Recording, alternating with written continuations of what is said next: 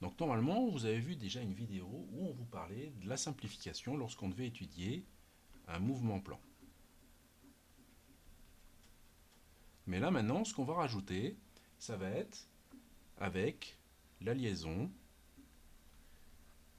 cinématique et le lien qu'il va y avoir entre les deux. L'objectif de ça, c'est de savoir quels sont les mouvements qui doivent être étudiés. Donc on va partir dans un exemple, très rapidement, on va prendre une liaison cylindre-plan. Et donc ici, c'est une liaison cylindre-plan de normale y0 et de ligne directrice z0. Quand je regarde les degrés de liberté que je vais avoir pour cette liaison, je vais avoir une translation sur x, donc translation sur x. Je vais avoir une translation sur z,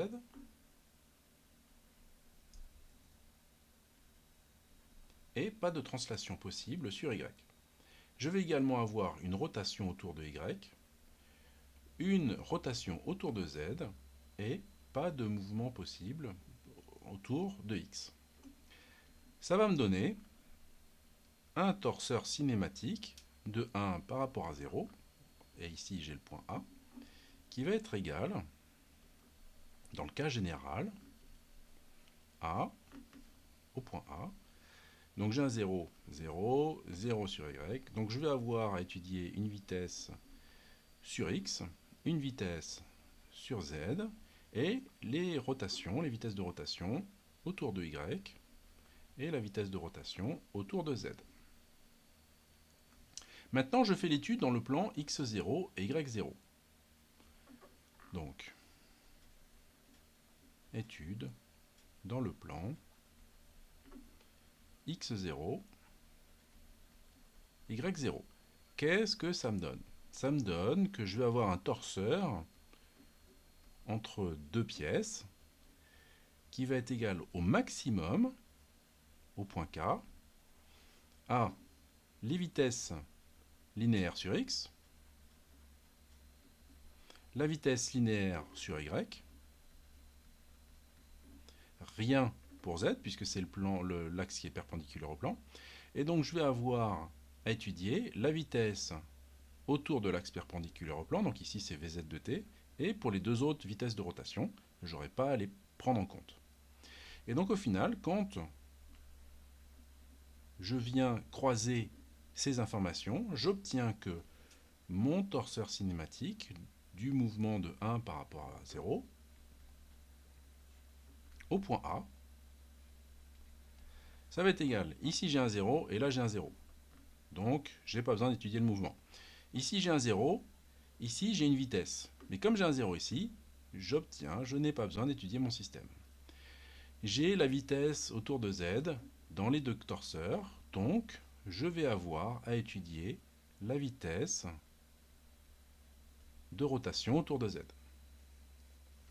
Quand je regarde vitesse linéaire, j'ai une vitesse linéaire sur x, j'ai une vitesse linéaire sur x dans les deux torseurs ici, celui qui vient de la liaison et celui qui vient du problème plan. Donc je vais devoir étudier la vitesse sur x. Ici j'ai une vitesse sur y, mais ici j'ai un 0 pour la liaison, c'est-à-dire que la liaison ne permet pas de translation sur x, donc je ne vais pas sur y, donc je ne vais pas avoir étudié le système. Et enfin, j'ai une vitesse sur z ici, qui serait possible dans la liaison, mais dans le plan, je ne vais pas l'étudier. Donc, je me retrouve avec un torseur global, ici, de la sorte, pour quand j'étudie cette liaison dans le plan x0, y0. On va faire un autre exemple. On va prendre exactement la même liaison, avec exactement les mêmes degrés de liberté, sauf que maintenant, j'ai tourné ma liaison pour faire une étude dans le plan Y0, Z0.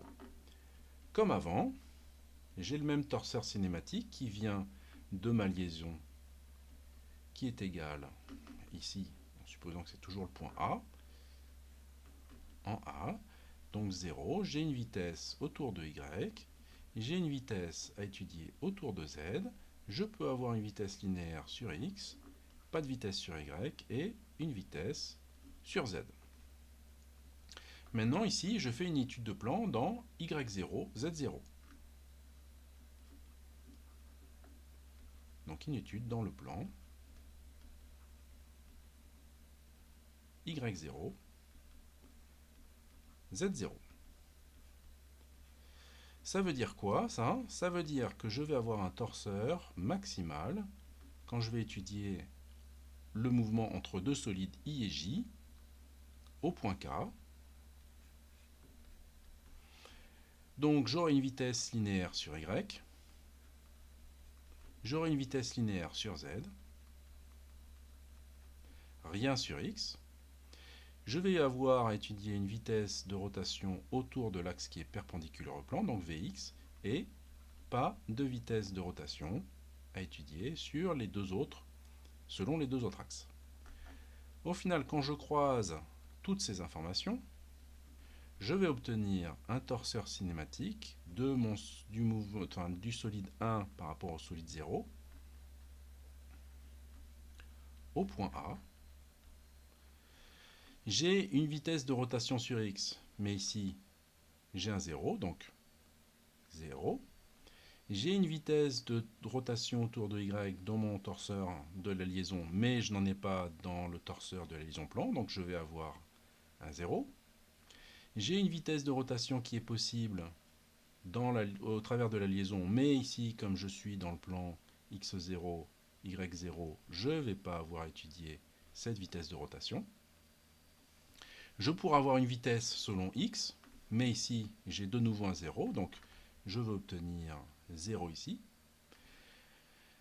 Dans mon plan me permet d'avoir une vitesse sur Y, mais pas ma liaison, donc je vais avoir un 0. Et enfin, j'ai une vitesse selon Z, qui est possible au travers de la liaison.